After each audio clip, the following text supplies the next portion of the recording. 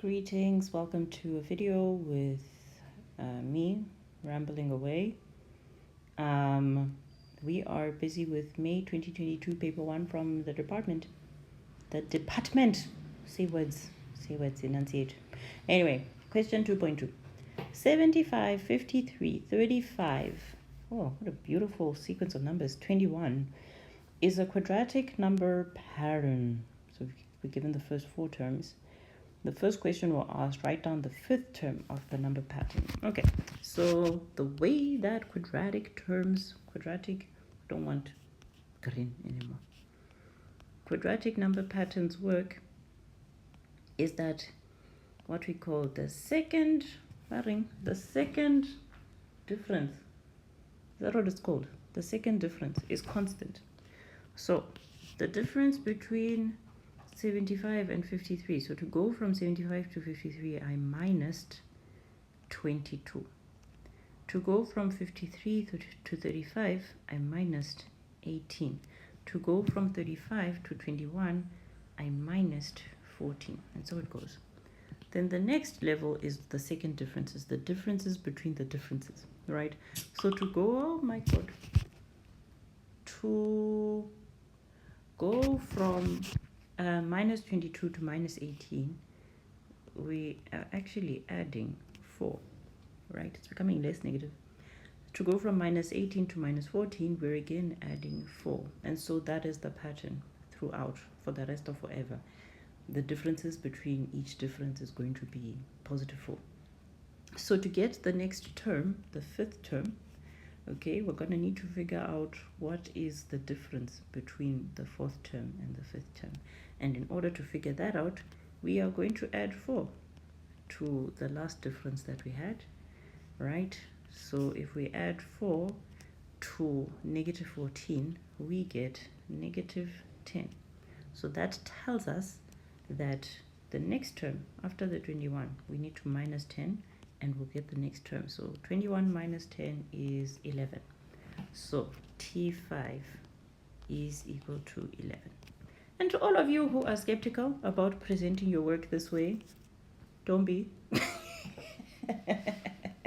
Do not be skeptical. Do it. As long as what you are writing is followable. That is the most important thing. We're not here to oppress each other about writing things in pompous language. No, we're here to communicate ideas. That is the key thing. If your ideas are clear, then it doesn't matter if you've written them down with a crayon, right? So we are doing part 2 of the question. We are asked to determine the nth term of the number pattern. Okay, so the key thing here is to know, very important to know, that a quadratic number sequence, the nth term will always look like this. The only thing that changes from one quadratic pattern to another are these coefficients, which is just so marvelous. It's such a beautiful thing. Anyway, so our job now is to figure out what is the A, what is the B, and what is the C. And there's a number of ways that you can do that. Today, I am in the mood to do it using simultaneous equations. So that is what I'm going to do. So we know that term 1, which would have been generated as A times 1 squared plus B times 1 plus C, which is the same as A plus B plus C, we are told that this is 75. So this is going to be our first equation. Okay. Right. Second term, which we would generate by saying A times 2 squared plus B times 2 plus C, which would be the same as 4A plus 2B plus C, that we are told is 53. So that's my next equation. Okay, and then finally, term 3, which we would generate by saying A times 3 squared plus B times 3 plus C, which is the same as 9A plus 3B plus C, that we are told is 35. So We have three unknowns, right? A, B, and C. So we just need three equations to solve for them. And you could have decided to use term 4 instead of term 1, or you could have left out term 2 and instead brought in, like, it doesn't matter. What we will do is use term 4 as like a sanity check. So very nice that they've given us 4 terms to work with. Right, so let us simult.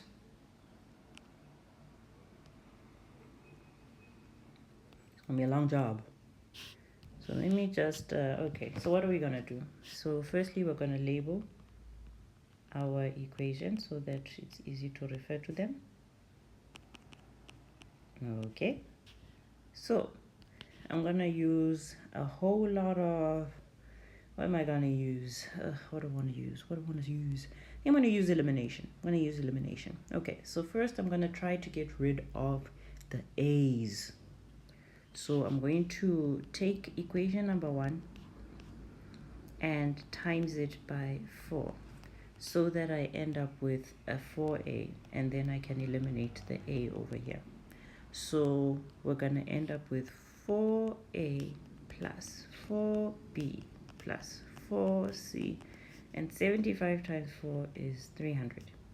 Now we are going to minus equation number 2, right? So that is 4a plus 2b plus c equal to 53, right? So we're going to minus that.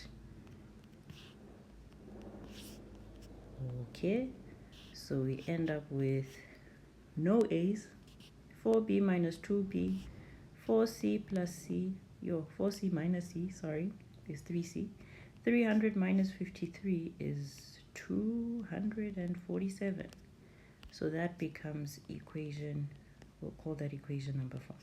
Okay, and I actually want to do these in a similar space. So I'm going to shrink this guy and then do a similar thing for the other equation. So now I want to get rid of the a over here. So I'm going to need to times here by 9. Yeah. So I'm going to say equation number 1 times by 9. So that is going to be 9a plus 9b plus 9c. 75 times 9, so that's 750 minus 75. So that is going to be 675. Then we're going to minus equation number 3. Okay, which is 9a plus 3b plus c is equal to 35. Okay, so we want to minus this guy now. Okay, what do we end up with?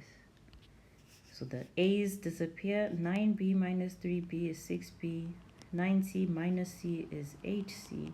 675 minus 35 is 640. And we can take this a step further and divide through by 2 just for his, right? Because there is that common factor.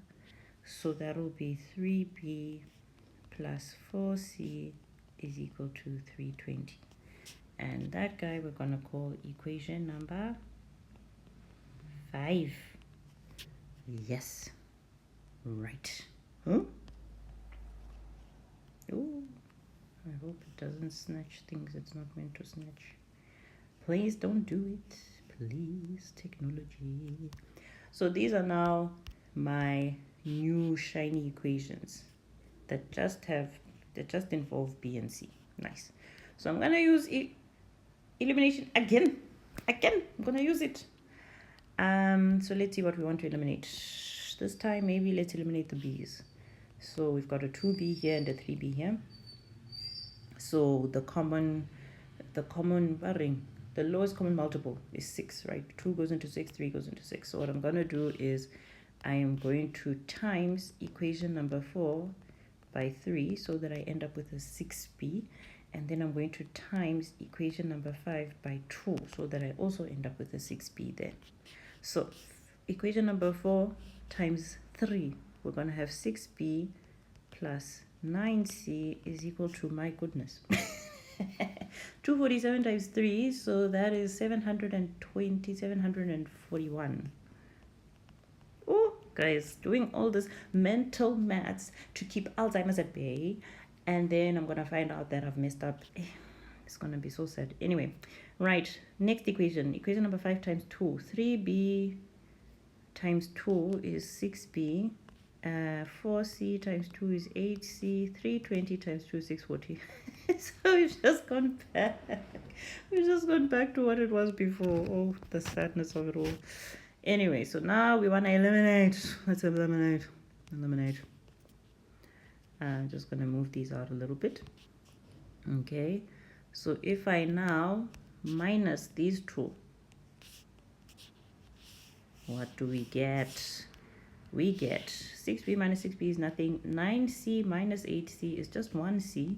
741 minus 640 is 101. Ooh, ooh. Let's see. Weird looking number. Weird looking number. Right. So now we can put this back into either 4 or 5. Up to us. The world is our oyster. So let's put it back. So let's say, whoa. Sub c equal 101 into equation number 4, let's say. So that will be 2b plus 3 times 101 is equal to 247. So 2b plus 303 is equal to 247. So we are definitely, yeah, ending up with a negative something here. So that's 2b is equal to 247 minus 303. What is the difference between these things, Mian? It's looking like minus 56. So then b is equal to minus 28. Right, almost there. Now we need to figure out a. We're going to put it back into equation number 1. So sub b equal to negative 28, c equal to 101 into equation number 1.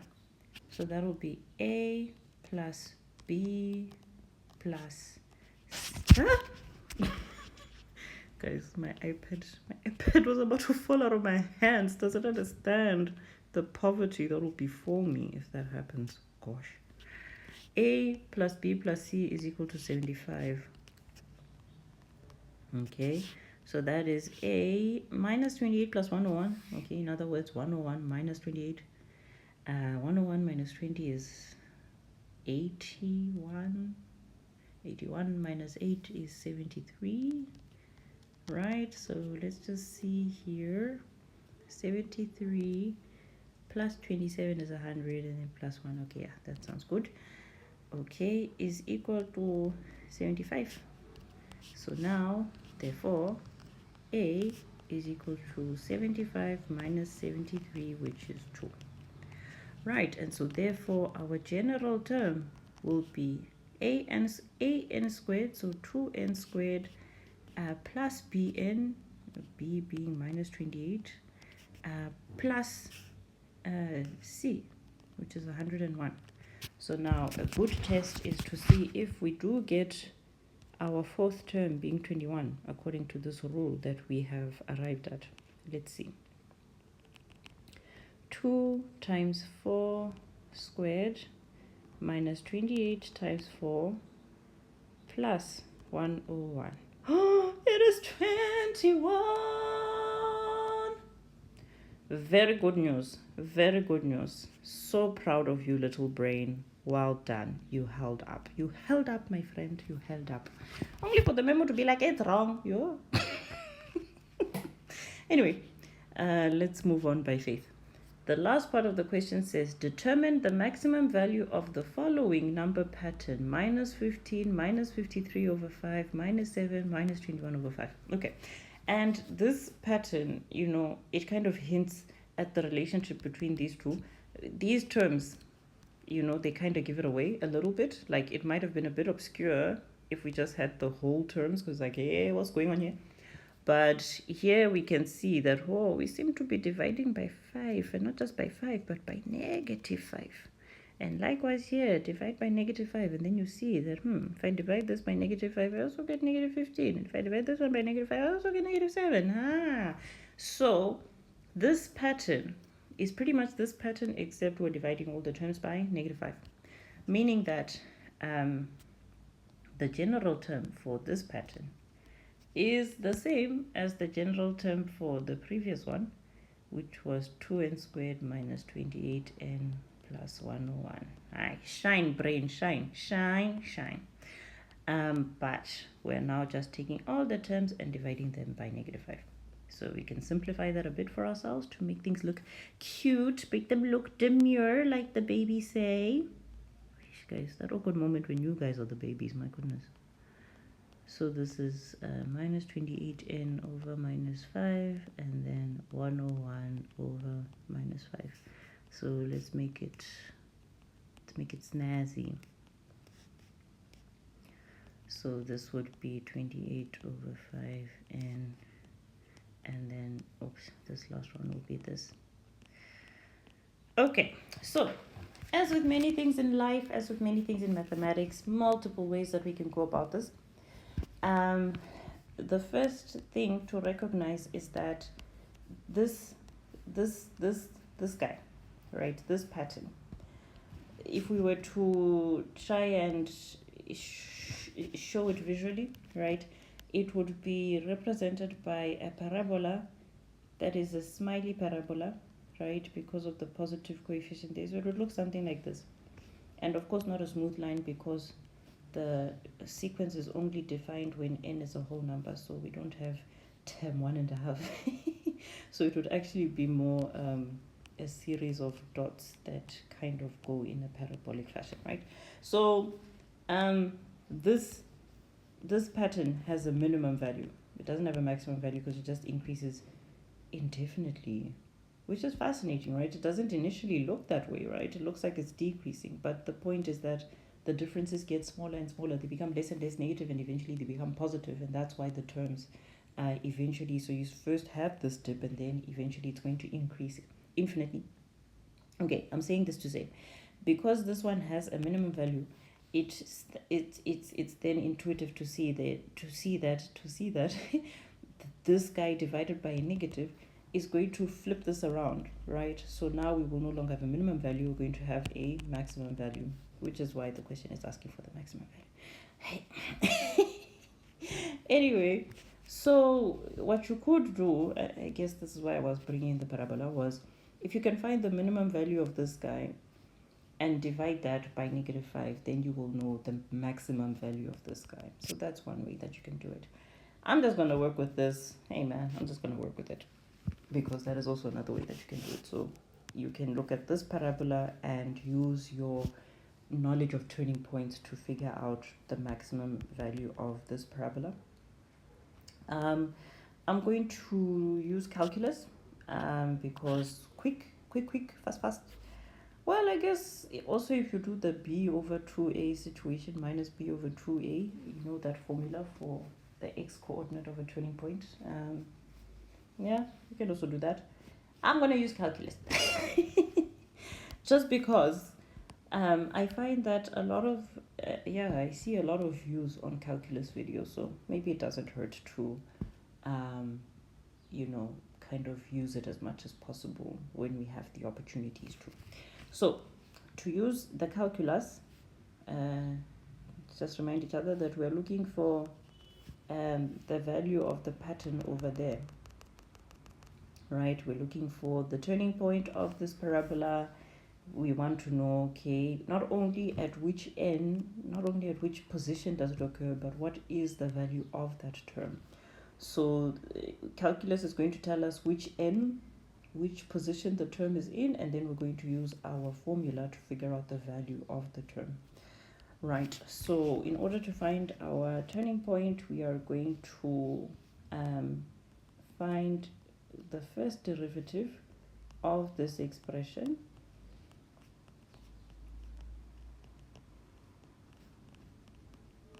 Okay, so that is going to be, we're going to times this coefficient by 2 and then decrease this exponent.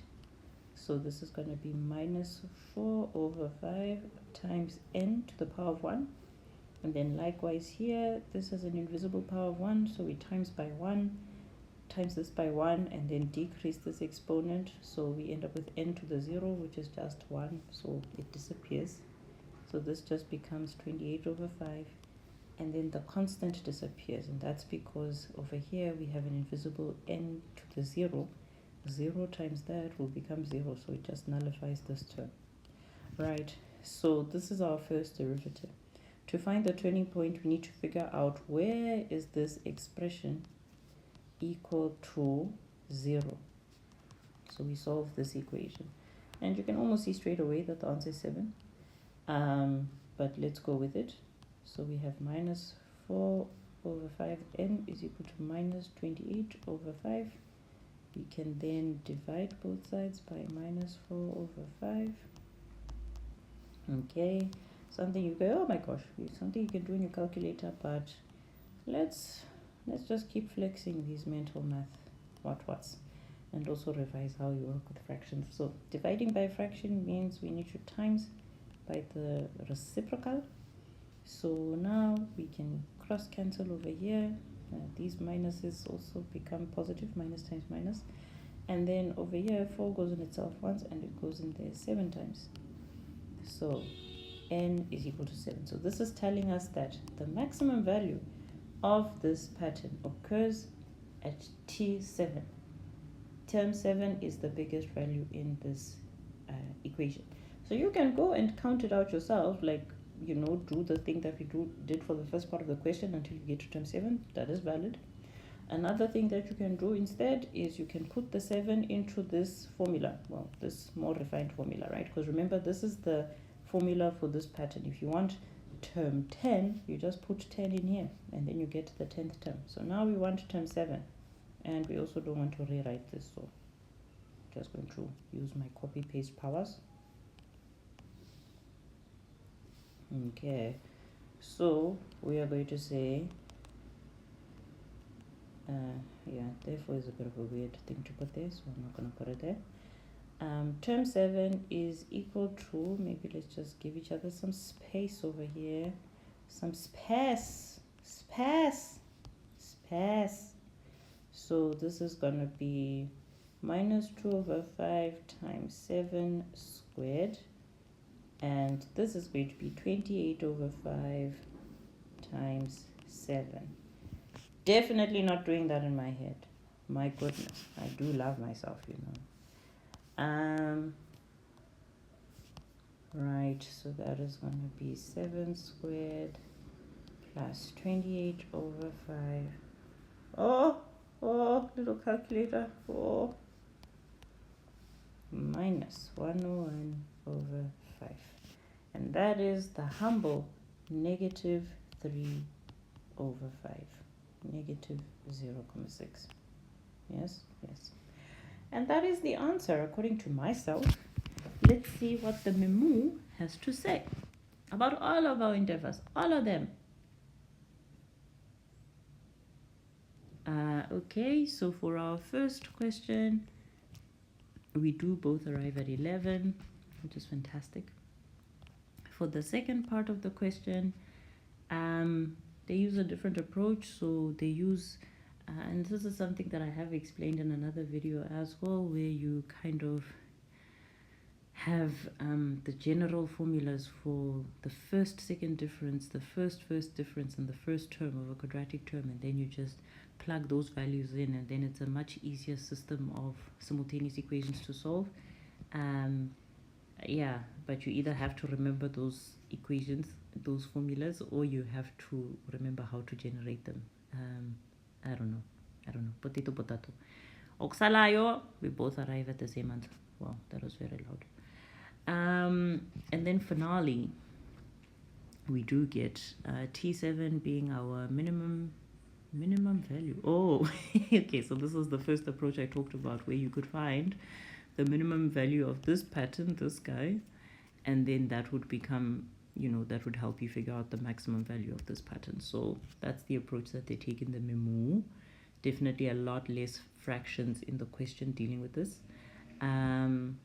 They also use calculus. Yay, calculus. They use calculus. They use it on the first pattern, so that's nice. Um, they also use the minus b over 2a formula. Yay. Yay, nice. Right, and then, yes, one of their solutions is the one that we did together now, where they use calculus directly on this pattern as opposed to this pattern. All of these are completely valid approaches. If I haven't repeated that enough, I repeat it again. So, good and well, we both arrive at minus 3 over 5 as our answer, which is fantastic. Thanks for sticking around. As usual, I hope it's been useful. And yeah, see you another time for another question.